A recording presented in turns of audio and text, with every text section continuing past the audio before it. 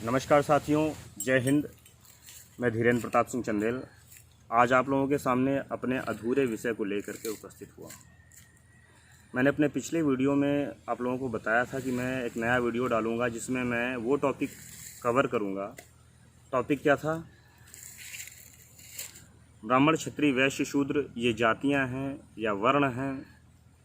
हमारे हिंदू संस्कृति को बांटने के आरोप लगाए जाते हैं मनुस्मृति पर। कई वामपंथी, कई सेकुलर, कई कट्टरवादी लोग हमारे अपनी विचारधारा को जब रखते हैं मनुस्मृति के ऊपर तो कहते हैं कि मनुस्मृति एक ऐसी पुस्तक है जिसने सनातन संस्कृति को बांट दिया है। सनातन संस्कृति में आज कई विषमताएं हैं, इसे मैं स्वीकार करता हूं। सनातन संस्कृति को जातिवाद के दंश ने, जातिवाद के सर्प ने बहुत बड़ा दंश मारा है, ये बात बिल्कुल सत्य है। पर ये जातिवाद सनातन संस्कृति में मनुस्मृति ने नहीं फैलाया है, अर्थ का अनर्थ किया गया है। जैसे कि मैं पहले भी बता चुका हूँ कि हमारे देश में मनुस्मृति की 2 प्रतियाँ हैं। अब एक प्रति तो वो है जो मैक्स मूलर द्वारा लिखवाई गई, और एक है मूल प्रति जो कि महाराज मनु ने लिखी थी। इस विषय में मैं एक वीडियो डिस्क्रिप्शन में डाल रहा हूँ, लिंक आप लोग देख सकते हैं। तो वहाँ पर आप लोग देख लीजिएगा कि धार्मिक ग्रंथों में किस तरीके से छेड़खानी करी गई थी। तो मैं अपनी बात पर फिर से आता हूँ कि मनुस्मृति में 4 वर्ण बताए गए: ब्राह्मण, क्षत्रिय, वैश्य, शूद्र। अब आज हमारे हिंदू संस्कृति में, हमारी सनातन संस्कृति में सबसे अधिक झगड़े इसी बात पर होते हैं कि आप ब्राह्मण हैं, आप क्षत्रिय हैं, आप वैश्य हैं, आप शूद्र हैं। ये चारों वर्ण हैं। मैं आपको क्लियर कर दूं, ये चारों जातियाँ कदापि नहीं हैं। मनुस्मृति कहती है मनुर्भवः, यानी मनुष्य बनिए, मानवता अपने अंदर लाएं। मनुष्य में एक ही जाति बताई गई है, मानव जाति, ना कि ये जितनी आज जातियाँ, हजारों जातियाँ घूम रही हैं। तो फिर से मैं क्लियर कर दूं, मनुस्मृति में जो 4 वर्ण बताए गए मेरे भाइयों, ये चारों वर्ण बताए गए थे कर्मानुसार, ना कि जन्मानुसार। अब प्रश्न ये उठता है, श्लोका नंबर मनुस्मृति का अध्याय नंबर 1 श्लोका नंबर 87, उसमें इस बात का वर्णन बिल्कुल स्पष्ट किया गया है कि चारों वर्ण कर्मानुसार हैं। जो मूल मनुस्मृति है मैं उसकी बात कर रहा हूँ। अच्छा, दूसरी बात, मनुस्मृति का अध्याय नंबर 1 श्लोका नंबर 88, 89, 90 और 91, ये जो 4 श्लोक हैं, इन चारों श्लोकों में बताया गया है कि ब्राह्मण के कर्म क्या हैं, क्षत्रिय के कर्म क्या हैं, वैश्य के, शूद्र के कर्म क्या हैं। अब हमारे यहाँ क्या हो गया अपने देश में, जो व्यक्ति छोटी जात में जन्मा उसने अपने आप को शूद्र मान लिया। नहीं, ये सामाजिक धारणा है, पूरा समाज उसको यही मानता है, पर यह है गलत। मूल मनुस्मृति इसका खंडन करती है। मनुस्मृति ये कहती है कि ब्राह्मण के जो कर्म हैं, अब जैसे कि मैं छोटा सा उदाहरण के साथ आपको बताना चाहता हूँ। मनुस्मृति में बताया गया है कि ब्राह्मण के 6 कर्म हैं। वेद पढ़ना, नंबर 2 वेद पढ़ाना। अब वेद पढ़ना और वेद पढ़ाना ये 2 कर्म बताए गए। जिस समय मनुस्मृति की रचना की गई उस समय सिर्फ शिक्षा के नाम पर वेद ही हुआ करते थे। आज तमाम सब्जेक्ट हैं, तमाम विषय हैं। कुल मिलाकर के मनुस्मृति में जो ब्राह्मणों के 2 कर्तव्य बताए गए कि शिक्षा का, वेद पढ़ना और वेद पढ़ाना, इसका अर्थ ये हुआ शिक्षा का अध्ययन करना, खुद शिक्षित होना और सर्व समाज को शिक्षित करना। दूसरी बात, यज्ञ होम अनुष्ठान करना एवं करवाना, यानी यज्ञ होम और अनुष्ठान कैसे किए जाते हैं इसका ज्ञान अर्जित करिए, और समाज में जो भी व्यक्ति यज्ञ होम अनुष्ठान धार्मिक कार्य कर रहा है उसको इसका ज्ञान देना कि भाई ऐसे ऐसे करिए। अब जो अंतिम 2 कर्म हैं, ब्राह्मणों के जो कर्म बताए गए, वो ये कर्म हैं दान लेना और दान देना। सबसे पहली बात, दान को लेकर के कई लोग आरोप लगा देते हैं, ब्राह्मणों को बदनाम करने का प्रयास किया जाता है कि ब्राह्मण तो खूब दान लेता है। ब्राह्मण किसी का गला दबा के प्राण किसी से दान नहीं लेता। कोई भी व्यक्ति है, भाई दान का अर्थ है जहां आप स्वेच्छा से दे रहे हैं वही तो दान है। दान लेना और दान देना, देना भी ब्राह्मण का कर्तव्य है। तो ये हो गए ब्राह्मण के कर्तव्य, यानी जो व्यक्ति इन कर्मों को कर रहा है वही व्यक्ति ब्राह्मण है। अब कुछ और भी कर्म बताए गए हैं, जैसे कि दयावान हो, ईश्वर का भक्त हो, ईश्वर पे विश्वास रखने वाला हो, उसके अंदर शील हो, क्षमा करने वाला हो, इस प्रकार के। ऐसे ही क्षत्रियों के कर्म बताए गए हैं कि क्षत्रिय समदर्शी हो। समदर्शी अर्थात किसी के साथ भेदभाव करने वाला ना हो।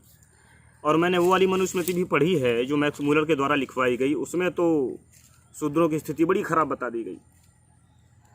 इसीलिए मैं कहता हूँ कि उन धार्मिक ग्रंथों को पढ़ें जो मूल हैं, जो सही हैं। तो जो क्षत्रियों का कर्तव्य बताया गया है, इसमें सबसे बड़ी बात यह है कि क्षत्रिय समदर्शी हो, सबके साथ समान भाव करने वाला हो, किसी के साथ भेदभाव ना करता हो, समाज की रक्षा करने वाला हो, पराक्रमी हो, सत्य बोलने वाला हो, जितने भी पूजा के धार्मिक अनुष्ठान कार्य होने वाले हैं, सारे कार्यों को संपन्न करने में ब्राह्मणों की सहायता करता हो, जनता की रक्षा करता हो, किसी के साथ कोई समस्या होने पर उसके सुख दुख के साथ खड़ा हो। इस प्रकार के कर्तव्य जो है क्षत्रियों के बताए गए। ऐसे ही वैश्यों के कर्तव्य बताए गए कि जो भी व्यक्ति किसी भी तरीके से, चाहे वो पशुपालन कर रहा हो, चाहे वो कोई व्यवसाय कर रहा हो, जो भी व्यक्ति धन अर्जन कर रहा है, उन सबको वैश्य माना गया। अब रही बात शूद्र की कि शूद्र कौन है। शूद्र उसे कहा गया जिस व्यक्ति में ना तो ज्ञान है, जिस व्यक्ति में ना तप है, जिसने ना तो शिक्षा ली है, जब शिक्षा ली ही नहीं तो शिक्षा दे कैसे सकता है। ऐसे व्यक्ति को, वो है तो मानव के शरीर में, मगर उसके पास बिल्कुल भी ज्ञान नहीं है, ना वो शिक्षा ली उसने ली है, ना वो कोई धार्मिक कार्य अनुष्ठान करता है, ना ही उसके पास किसी प्रकार का ज्ञान है। ऐसे व्यक्ति को कहा गया शूद्र। अब मनुस्मृति में जो ये सारी बातें बताई गई, ये कर्मानुसार बताई गई। मैं फिर से बता दूं कि मनुस्मृति एक ऐसी पुस्तक है जो जातिवाद का विरोध करती है। मैंने अभी पहले भी कहा था। इस प्रकार के ये जो कर्तव्य बताए गए हैं, कर्म बताए गए हैं, भाई वर्ण का अर्थ होता है धारण करना। वर्ण का अर्थ हुआ वर्ण यानी धारण करना। आप जिस प्रकार के कर्मों को धारण करते हैं, आपका वही वर्ण है। मनुस्मृति में जिस प्रकार के समाज की स्थापना की गई थी, उसमें इस बात का साफ वर्णन था कि आप जैसे कर्म करेंगे उसी वर्ण में आपको डाल दिया जाएगा। पर आजकल क्या है, आपने जिस कुल में जन्म ले लिया, आप जिंदगी भर उसी जाति के बने रहेंगे। पहली बात तो जातियां तो हैं ही नहीं मनुस्मृति में, केवल वर्ण है, और वर्ण होता है कर्मानुसार। तो ये बात हमें समझ लेनी चाहिए कि चाहे वो ब्राह्मण हो, चाहे वो क्षत्रिय हो, यदि उसके अनुरूप उसके कर्म नहीं है तो वो स्वयं को ब्राह्मण या क्षत्रिय कहने का अधिकारी नहीं है। वो इतना कह सकता है कि मैंने ब्राह्मण कुल में या क्षत्रिय कुल में जन्म लिया है। इस बारे में मनुस्मृति बहुत ही बढ़िया बात कहती है। मनुस्मृति का अध्याय नंबर 10, श्लोका नंबर 65 यानी 65 नंबर, उसमें साफ साफ बताया गया है कि आपके यदि कर्म अच्छे नहीं हैं तो आपका वर्ण परिवर्तन संभव है। उसमें दर्शाया गया है, मैं फिर से बता रहा हूँ, अध्याय नंबर 10 श्लोका नंबर 65, उसमें बताया गया है कि यदि आप ब्राह्मण कुल में जन्मे हैं और आपके कर्म जो हैं ब्राह्मणत्व वाले नहीं हैं तो आप ब्राह्मण नहीं हैं। यदि आपके कर्म शूद्रों वाले हैं तो आपको शूद्र कुल में डाला जाए। यदि कोई क्षत्रिय है, उसके कर्म क्षत्रियों वाले बिल्कुल नहीं है, यदि उसके कर्म शूद्रों वाले हैं, उसे शूद्र कुल में डाला जाए। यदि कोई वैश्य है, उसके जिस प्रकार के कर्म हैं उसे उसी कुल में डाल दिया जाए। अब यहाँ पर सबसे एक सोचने वाली बात है कि यदि शूद्र कुल में जन्मा हुआ व्यक्ति, शूद्र वर्ण में जन्मा हुआ व्यक्ति, अगर उसके कर्म ब्राह्मणत्व वाले हैं उसे ब्राह्मण कहा जाए, उसके कर्म यदि क्षत्रियत्व वाले हैं, उसके कर्म क्षत्रिय वाले हैं तो उसे क्षत्रिय कहा जाए। इस बात की अनुमति हमारी मनुस्मृति हमें देती है। समस्या वहीं से खड़ी हो गई जहाँ से हमने वर्णों को खत्म करके जातियाँ शुरू कर दी और जातियों को जन्मजात शुरू कर दिया। ईश्वर ने जैसे पशु योनि बनाई है, मनुष्य योनि बनाई है, इसी प्रकार से जैसे वृक्ष योनि बनाई है, इसी प्रकार से मानव जाति है, पूरी मानव जाति। और मानव जाति में जो वर्ण हैं वो कर्मानुसार हैं। तो आप अध्याय नंबर 1 का श्लोका नंबर 87 से लेकर के श्लोका नंबर 91 तक 5 श्लोक पढ़ें, जिसमें ब्राह्मण क्षत्रिय वैश्य शूद्र के कर्म बताए गए हैं।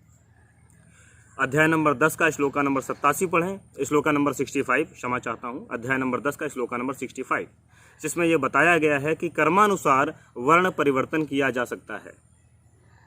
मैं आप लोगों के साथ मनुस्मृति की किसी अच्छी जानकारी के साथ दोबारा आप लोगों से मिलूँगा और प्रयास करूँगा कि मैं जो भी बातें आपसे कर रहा हूँ, यदि किसी को इसमें कोई भी संदेह लगता है, यदि कोई भी प्रश्न है तो प्लीज़ मुझे ज़रूर बताएं।